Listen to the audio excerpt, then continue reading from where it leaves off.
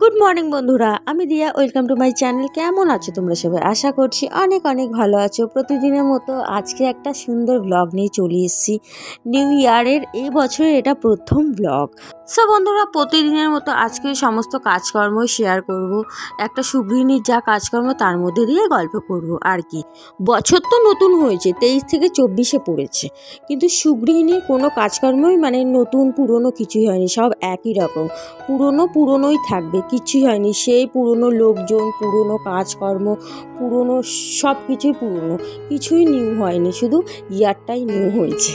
তবে এবছরে মানে 31 আর 1 জানুয়ারি কিন্তু ভীষণ এনজয় করেছি। সেই ব্লগগুলো কিছুই শেয়ার করিনি, কারণ ভিডিও তুলিনি। কেন কি আমার অনেক গুরুজনরা আমার ভিডিও দেখে, তো কে কি মনে করবে, তো সেই জন্যে আমি শেয়ার করিনি। তবে আগামী বছর চেষ্টা করব, 25 যখন পড়বে তখন চেষ্টা করব যে ধরো যারা আমার ভিডিওগুলো দেখছে, আমার প্রিয়জনেরা বা আমার পরিচিতিরা যারা বয়স্ক আছে, তারা যদি আমাকে ইজাজত দেয় যে না, তোমার ব্লগগুলো দেখবো আর তোমাকে কোনো খারাপ মন্তব্য করবো না, সেই সময় আমি শেয়ার করব। শুধু আমি চাই এই বছরে একটা প্রে করব, ভগবানের কাছে প্রে করব, যারা মানে আমার ভিডিওগুলো দেখে অনেকেরা খারাপ মনে করছে পরিচিতির মধ্যে, তাদের যেন মন মানসিকতা একটু ভালো করে দেয়, যাতে আমি মন খুলে একটা ভিডিও শেয়ার করতে পারি। কেন কি আমরা ডেলি যারা ভ্লগ করছি, আমি তো ডেলি ভ্লগ দিই না, তবুও মাঝে মাঝে একটু ইচ্ছা করে যে ডেলি ভ্লগ করি। ডেলি ভ্লগ করতে গেলে না মনের সমস্ত কিছু খুলে বলতে হয়। যা হয় ঘরে যদি স্বামী স্ত্রীর ঝামেলা হয়, টুক করে মানে একটা কন্টেন্ট বানাতে হয়। তবে আমি না পারি না সত্যি। যদি পরেক্ষণে শুনি না যে আমি তোর ভিডিওটা দেখেছি বা তোমার ভিডিওটা দেখেছি, তুমি এটা কেন বললে, এই কথাগুলো শুনলে না একটা ভিডিও বানানোর কনফিডেন্স সত্যি নষ্ট হয়ে যায়, বিশ্বাস করো।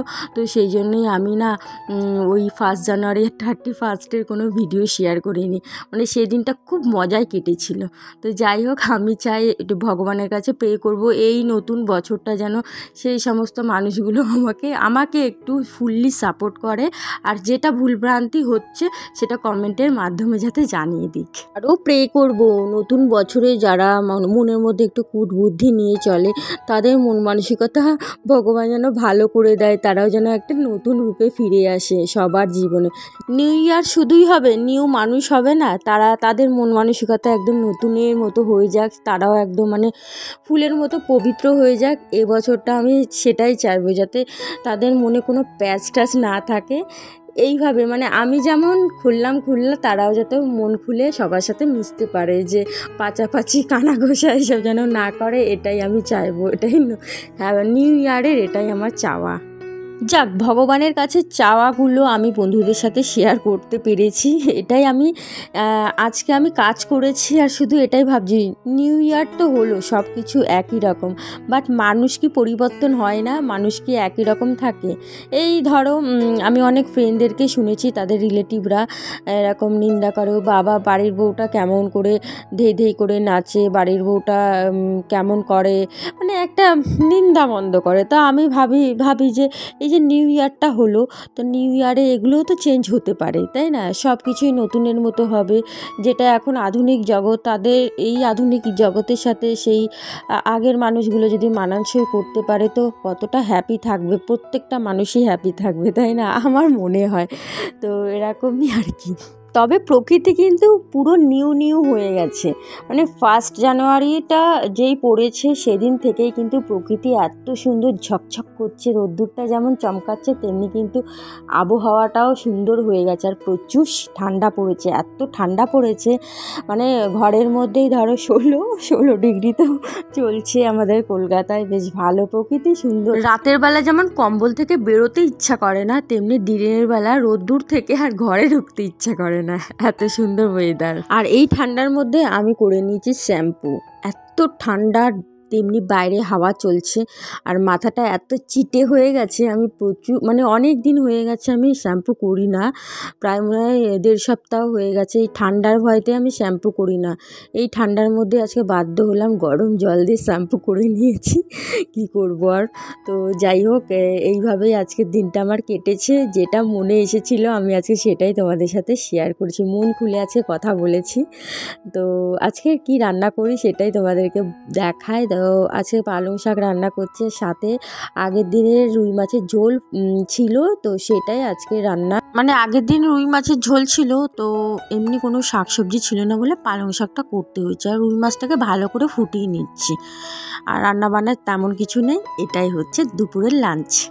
আর আজকে একটা মাথায় বুদ্ধি খাটিয়েছিলাম যে রান্নাবান্না হয়ে গেছে, আর তোমাদের দাদা যখন ঘরে এসেছে আমি ওকে বলছিলাম কি, এই আজকে ঘরে এত ঠান্ডা, মানে সত্যি বসতে পারছি না, এত ঘরে ঠান্ডা, না বসে শান্তি না কিছু কাজ করে মানে শান্তি। তো আমি বলছিলাম আজকে খাওয়া দাওয়াটা চলো না ছাদে গিয়ে করি, অনেক রোদ্দুর আছে, আমাদের এক পাশে তো শেড দেওয়া, তো শেডের তলায় ভেবেছিলাম খাওয়া দাওয়া করব। তো প্রথমে বললে যে তোমরা খেয়ে আসো, আমি খাবো না। ও লজ্জার চোটে গেলই না, পুরো প্ল্যানটা আমার ভেস্তে গেল। যাক, আর এইদিকে দেখো শ্রেয়ান কি করছে, এখন বিকেল মানে খাওয়া দাওয়া হয়ে গেছে, বিকেল 4টে বাজে, এখন সাইকেল চালাতে যাবে।